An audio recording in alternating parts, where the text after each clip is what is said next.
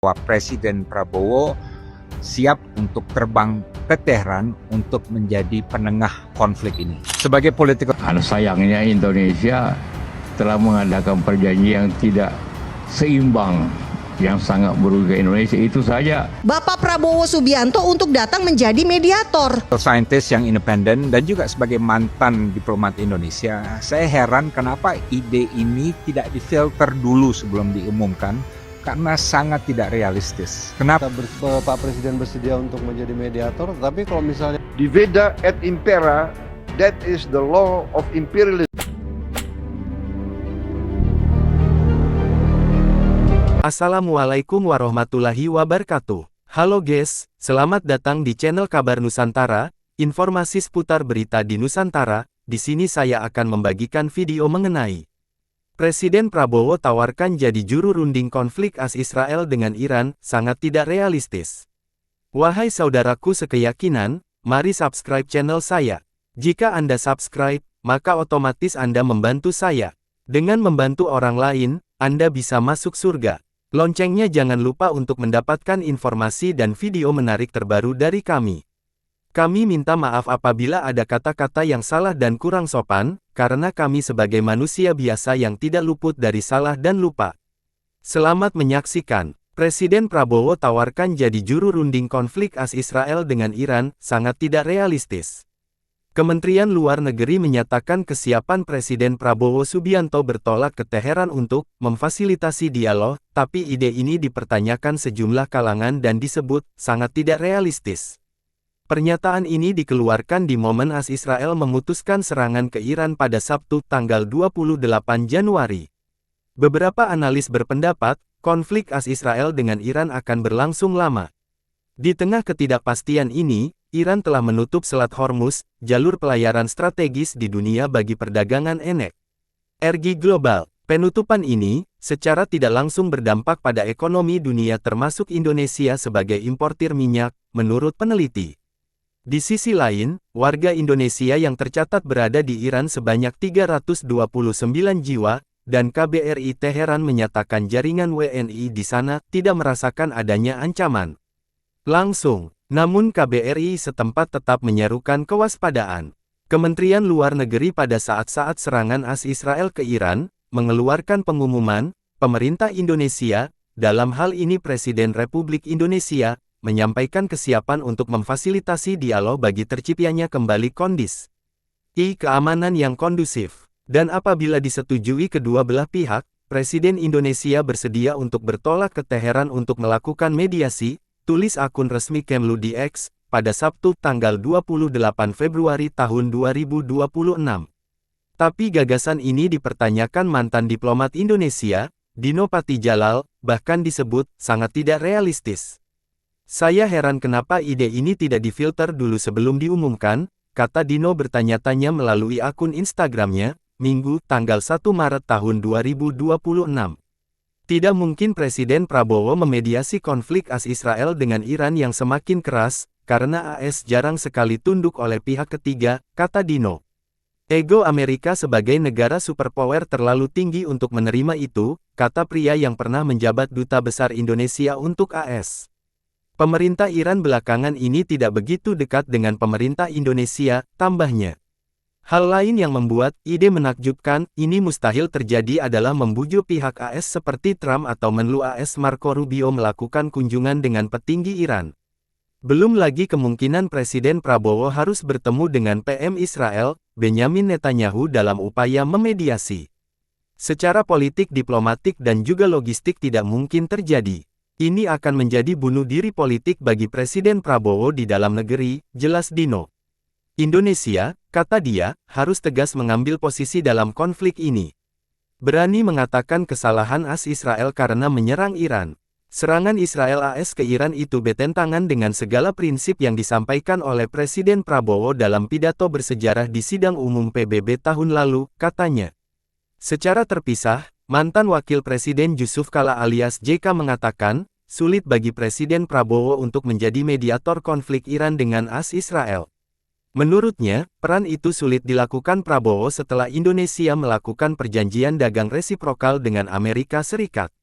Sayangnya, Indonesia telah mengadakan perjanjian yang tidak seimbang, dan sangat merugikan Indonesia. Itu saja kita tidak setara Amerika. Bagaimana mendamaikan orang yang tidak setara dalam keadaan ini? Kata JK, Minggu tanggal 1 Maret tahun 2026 seperti dilansir Antara. Rencana itu, menjadi mediator, baik saja, tetapi ini situasi yang jauh lebih besar masalahnya, ujarnya.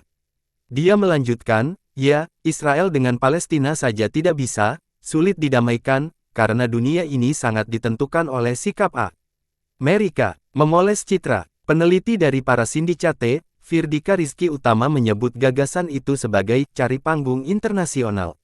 Ini bukan lagi soal strategi diplomasi Indonesia yang konsisten, tapi lebih ke upaya memoles citra di tengah krisis, katanya.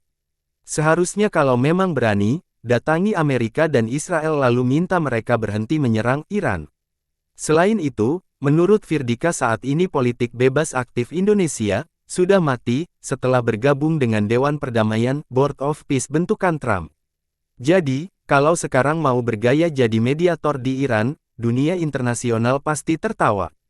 Bagaimana mungkin negara yang sudah beraliansi dengan salah satu pihak yang terlibat konflik bisa dipercaya jadi penengah yang jujur, katanya. Sementara itu, pengamat pertahanan dari ISEAS Yusof Ishak Institute, Made Supriyatma menilai gagasan Presiden jadi juru runding sebagai gimmick. Made menulis pendapatnya dalam unggahan di Facebook pribadinya dan memuat banyak pertanyaan, termasuk Indonesia menawarkan diri sebagai mediator. Serius, saat dihubungi, kata dia, sejauh ini Indonesia tak cukup memiliki pengaruh dari segi kekuatan politik, netralitas, hubungan baik dengan negara-negara berkonflik, pengaruh ekonomi militer, dan saluran komunikasi yang aktif. Apalagi dalam konteks perang Israel dengan Iran, bukan lagi urusan mendongkel 1-2 pemimpin negara, tapi meruntuhkan rezim. Amerika dan Israel ini sudah perang terbuka dan terus membunuh pemimpin satu negara. Apalagi yang mau dinegosiasikan, nggak ada jalan bagi Iran untuk mundur-mundur, kecuali berperang, kata Made. Dampak penutupan Selat Hormuz. Sejak serangan Israel dimulai, Iran memutuskan menutup Selat Hormuz. Sampai Minggu tanggal 1 Maret tahun 2026, Israel meluncurkan serangan terbaru setelah pimpinan Iran, Ali Khamenei wafat. Menurut Dinopati Jalal, konflik yang melibatkan 3 negara secara langsung ini akan menjadi berkepanjangan. Karena tujuan dari serangan militer ini, kali ini bukan hanya untuk menghentikan kapasitas nuklir Iran, tapi untuk menumbangkan pemerintah di Teheran, katanya. Israel akan mengerahkan segala daya dari militer hingga intelijen untuk menumbangkan Iran.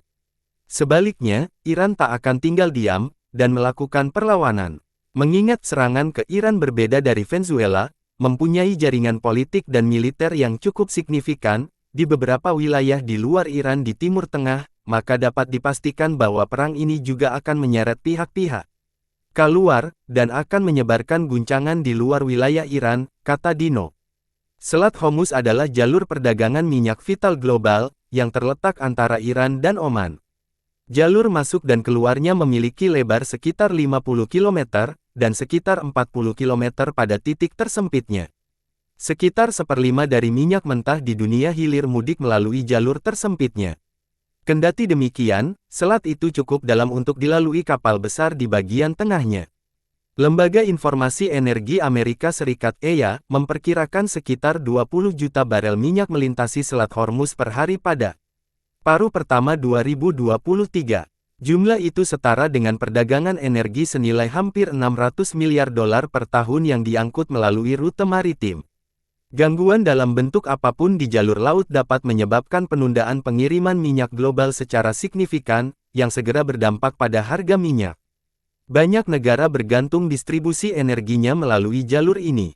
Selain China, ekonomi-ekonomi besar Asia lainnya, termasuk India, Jepang, dan Korea Selatan, juga sangat bergantung pada minyak mentah yang melewati Selat Hormuz. Penelitian lembaga kajian Vortexa mengindikasikan, ekspor minyak mentah dari Arab Saudi mencapai sekitar 6 juta barel per hari melalui jalur Selat Hormuz. Jumlah ini melebihi pengiriman dari negara-negara lain di kawasan tersebut. Ia memperkirakan pada 2022, sekitar 82% minyak mentah dan kondensat hidrokarbon cair berkepadatan rendah yang mirip gas alam melintasi selat menuju ke negara-negara di Asia, tak terkecuali Indonesia.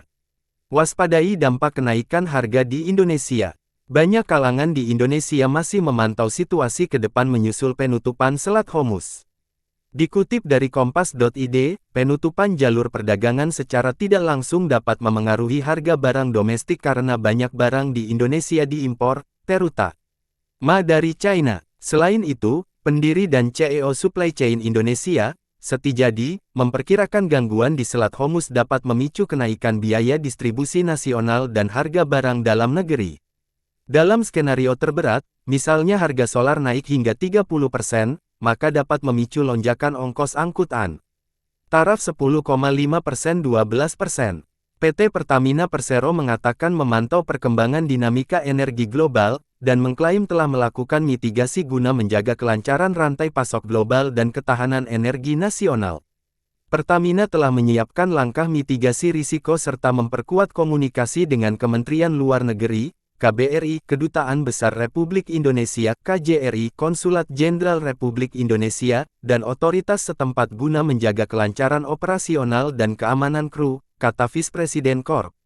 Orate Communication PT Pertamina Persero, Muhammad Baron, Minggu, tanggal 1 Maret.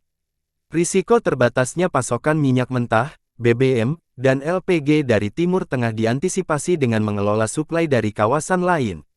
Pertamina, kata dia, memiliki portofolio sumber pasokan yang beragam dari beberapa negara mitra, termasuk dari produksi dalam negeri. Diversifikasi ini memberikan fleksibilitas dalam pengelolaan suplai di tengah dinamika geopolitik, kata Baron. Pertamina juga mengoptimalkan operasi kilang domestik untuk menjaga keseimbangan produksi dan distribusi. Dilansir dari Kompas.id, untuk produk minyak mentah sepanjang 2025, Pertamina mengimpor sekitar 387.000 barel minyak per hari. Sebanyak 19% impor tersebut berasal dari Timur Tengah, yang kemungkinan akan terhambat saat Selat Hormuz ditutup. Di lapangan, 2 kapal Pertamina pengangkut produk fosil juga dikabarkan masih berada di area Selat Hormuz. PJS Corporate Sekretari PT Pertamina International Shipping, PIS, Vega Pita mengklaim pihaknya saat ini sedang mengusahakan kedua kapal untuk keluar dari area Teluk. Saat ini, tim armada kami tengah menjalin komunikasi intens dengan pihak pengelola untuk koordinasi dan memastikan keselamatan para kru dan kapal, kata Vega Pita seperti dikutip suara.com, Minggu, tanggal 1 Maret tahun 2026.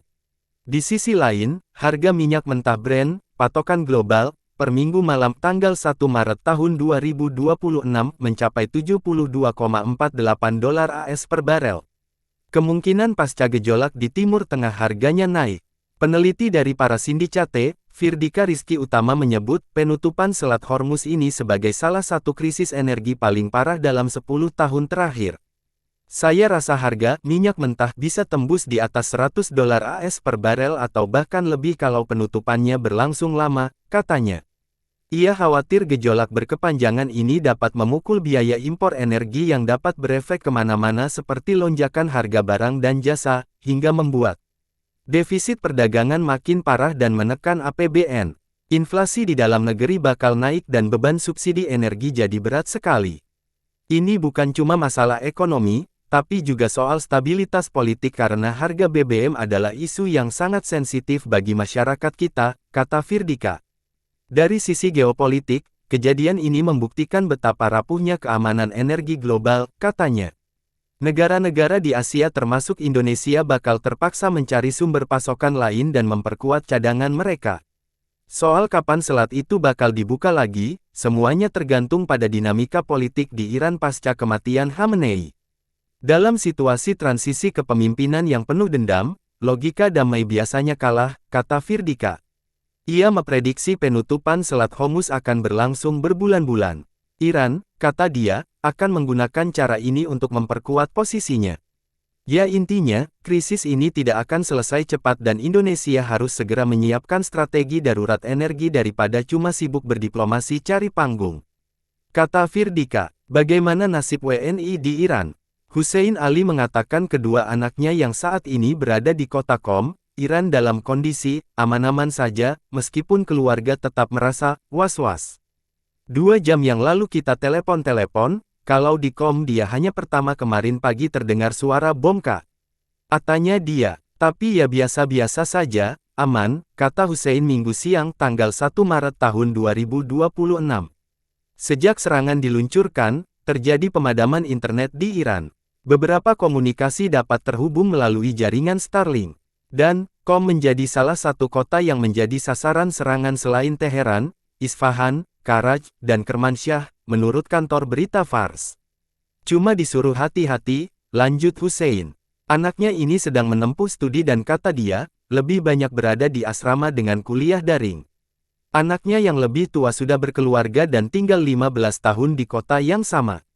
Tapi sejauh ini, ia belum bisa berkomunikasi beberapa hari ini. Yang di sini was-was juga kan keluarga ibunya. Berapa hari itu yang dia nggak bisa internet ada 4 hari mungkin. Nyambung lagi malah telepon kita was-was dengar ada apa ini, lanjut Hussein. Tapi ia yakin kedua anaknya baik-baik saja.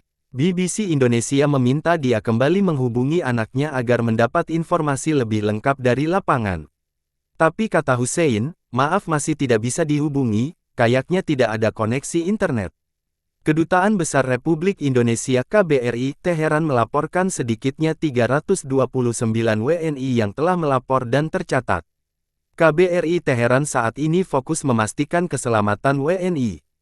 Konsentrasi KBRI Teheran saat ini adalah terus melakukan komunikasi 2 arah dengan seluruh warga negara Indonesia yang ada di Iran, di seluruh kota, kata Duta Besar Luar Biasa Indonesia untuk Iran dan Turkmenistan, Roy Sumirat dikutip Kompas.com. Ia menambahkan, saat ini komunikasi dari WNI di Iran sangat vital untuk menentukan langkah perlindungan yang tepat. Komunikasi ini sangat penting untuk kami dapat memberikan asesmen yang paling tepat untuk memberikan bantuan dan perlindungan yang dibutuhkan oleh para WNI, katanya. Ia mengklaim seluruh simpul WNI telah menghubungi dari pelbagai kota di Iran. Kata dia, hingga Sabtu siang 28.02 waktu Iran, WNI yang tercatat ini tidak mengalami atau merasakan adanya ancaman langsung. Meski demikian, KBRI tetap mengimbau kewaspadaan. KBRI Teheran juga berkomunikasi dan berkoordinasi dengan Kemenlu di Jakarta untuk memantau perkembangan dan mengambil tindakan. Serangan AS Israel terhadap Iran yang dimulai Sabtu, 28.02 telah menewaskan 201 orang dengan 747 terluka, menurut Bulan Sabit Merah Iran. Sedikitnya 148 orang tewas setelah serangan yang dilaporkan menghantam sebuah sekolah di Iran Selatan, menurut pejabat setempat. Demikianlah video kabar Nusantara hari ini, yang bisa kami informasikan. Saksikan terus video-video terbaru dari kami. Jangan lupa subscribe sekarang juga. Kalau ada pertanyaan silakan komen di bawah dan jangan lupa subscribe channel ini dan bagikan ke teman-temanmu. Salam Nusantara. Wassalamualaikum warahmatullahi wabarakatuh.